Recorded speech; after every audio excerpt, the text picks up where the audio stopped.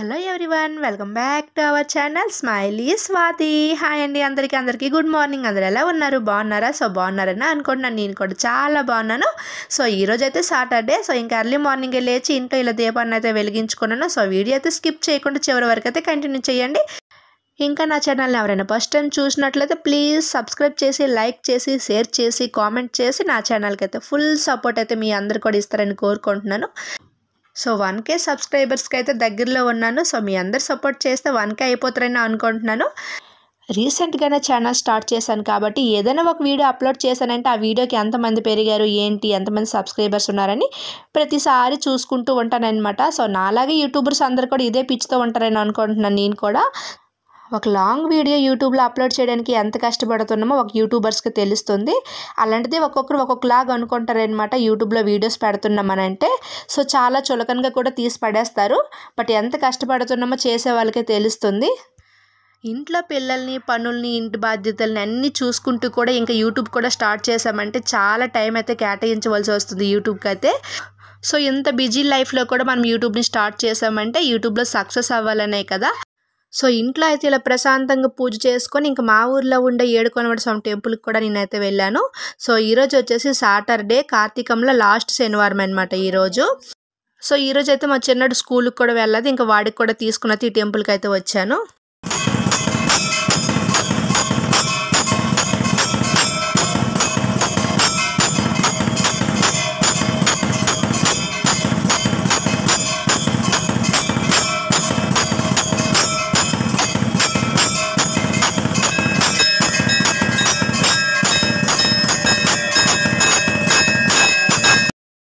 So మేము గుడిలోకి వచ్చేసరికి అయితే ఇలా గంటలు అయితే కొడుతున్నారు. ఈరోజు అయితే ఈ ఏడుకొండల స్వామికి అయితే అభిషేకాలు జరిగాయి అనమాట. ఇంక పక్కన ఉండే శ్రీదేవి అమ్మవారికి, భూదేవి అమ్మవారికి కూడా అభిషేకాలు జరిగాయి. నాకు ఆ విషయం అయితే ముందుగానే తెలియదు. ముందుగానే తెలుసుంటే నేను కూడా పంచామృతులు తీసుకొని వచ్చిందును. బట్ నాకు తెలియలేదు. ఇక్కడికి వచ్చాక నాకు తెలిసింది. ఇంకా బయటనైతే ఈ కొబ్బరికాయ ఎడిది కొట్టేశాను. మా ఊర్లో వచ్చేసి గుళ్ళు అయితే ఎక్కువగానే ఉన్నాయి. సో అన్ని దేవుల గుళ్ళు అయితే ఆల్మోస్ట్ ఉన్నట్టుగాని ఇంకా త్రిమూర్తుల వారి గుడి కూడా ఉంది. బట్ నేను ఎప్పుడు వెళ్ళలేదన్నమాట. అది వచ్చేసి సెంటర్లో ఉంటుంది. ఇంక ఈ స్వామివారి దర్శనం అయితే చాలా బాగా అయింది. చిన్న బొట్టు చూపించుకోండి, బొట్టు చూపించు.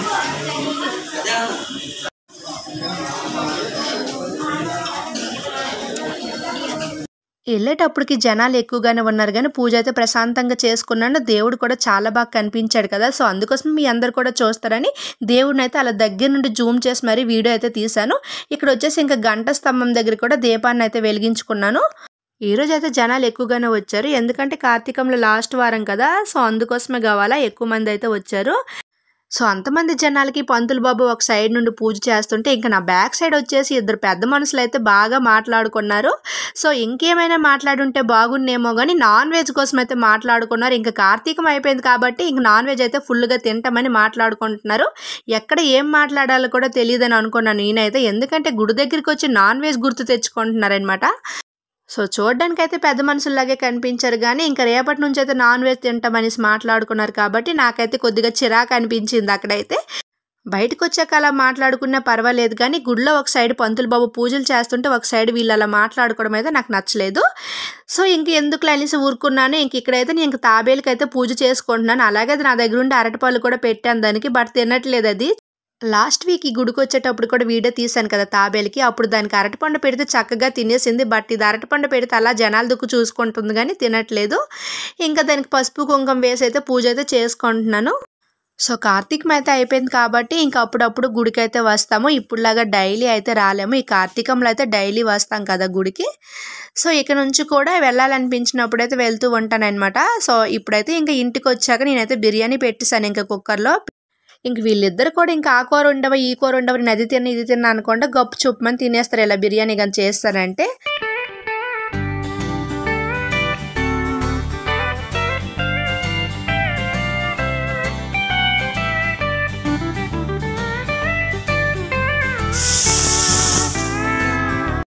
ఇంకా ఇక్కడ వచ్చేసి రోజు ఒక బాక్స్లో పాల మిగడ అనేది తీస్తాను కదా, అదైతే ఫుల్గా అయిపోయింది. సో నెయ్యి చేసుకుందాం అనేసి ఇంకా మిక్సీ పట్టేద్దాం అనేసి ఇలాగైతే వేసుకుంటున్నాను. సో ఆల్రెడీ ఒక వీడియోలో అయితే నేను నెయ్యి వీడియో అయితే చూపించాను. సో అప్పుడు వచ్చేసి చాలా తక్కువ మంది సబ్స్క్రైబర్స్ అయితే ఉండేవాళ్ళు. ఇప్పుడైతే బాగా పెరిగారు కాబట్టి ఇంకా వాళ్ళైనా చూస్తారు కదా అనేసి నేను చేసే నెయ్యి ఎలా ఉంటుంది ఏంటి అనేసి వాళ్ళు కూడా చూస్తారు కదా అనేసి మళ్ళీ ఈ వీడియోలో అయితే నేను నెయ్యి ఎలా చేసుకోండి అనేసి పెడుతున్నాను. మాకైతే రోజు మార్నింగ్ ఆవు పాలు అనేది వేరే వాళ్ళ దగ్గర మేము వాడికి అయితే తీసుకుంటాము. సో వాళ్ళైతే రోజు ఇంటికైతే బాటిల్తో పాలు అయితే తీసుకొని వస్తారు. సో ప్యాకెట్ పాలు అయితే నేనైతే వాడట్లేదు. ప్యాకెట్ పాలు వాడినా సరే ఇంత వెన్న అనేది కూడా మనకు రాదనమాట. సో నేను ఇంకా ఆవు పాలే వాడుక చేస్తున్నాను కాబట్టి నేను తీసే వెన్న వచ్చేసి చూసారు కదా ఇక్కడ ఎంత బాగా కనిపిస్తుందో. సో ఇదైతే జున్ను ముక్కలా కనిపిస్తుంది. ఇంకా ఇదైతే ఇప్పుడు మిక్సీ పట్టుకున్నాక మనకు మంచిగా ఐస్ క్రీమ్లా రెడీ అయిపోద్ది.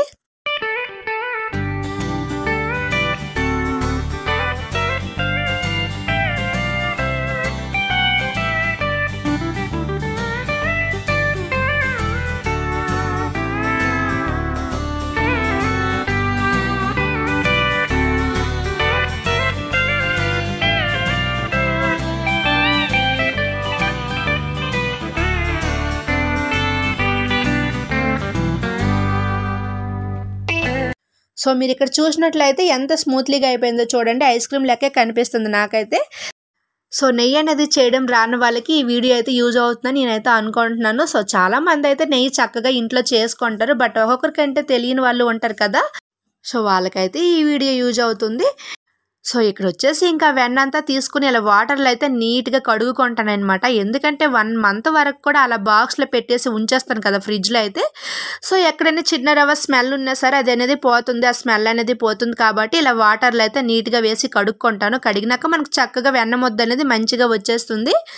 సో ఏ బౌల్లో అయితే నెయ్యిని చేస్తానో ఆ బౌల్లో అయితే ఇంకా వెన్నను వేసుకొని కాగించుకుంటాను అనమాట.